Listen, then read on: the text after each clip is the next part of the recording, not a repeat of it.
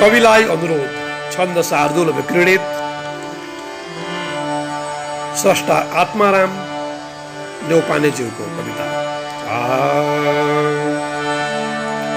पृथ्वीबाट उडेर यो जनसयौं जाओ न कोही कवि, गर्दै हिम्मत एक पल्ट जसरी छोन तातु रवि।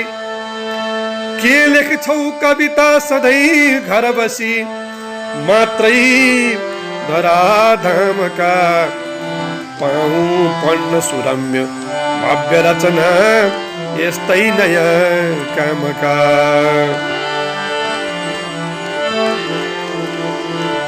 धेरै माथि पुगेर तलतिर यता हेरी मलाई भन, सानो यो धरणी र सानो महुँदा कत्रो हुँदो मन।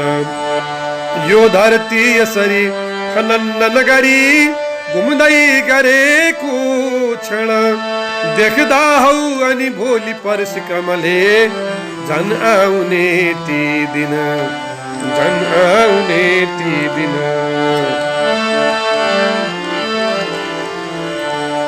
पृथ्वीको गति सूर्यको गतिसँगै हेरेर नापिकन, आगामी पल साथ भूत पलको सारांश केही भन।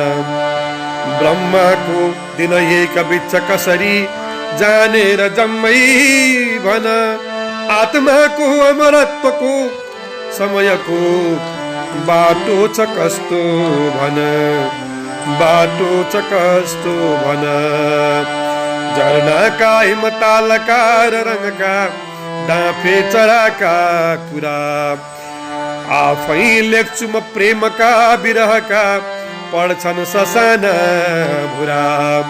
यस्ता बाट उठेर यो जनौ भो जाओ न कोही कवि, गर्दै हिम्मत एक पल्ट जसरी छोन तातो रवि, छोन तातो रवि, छोन तातो रवि।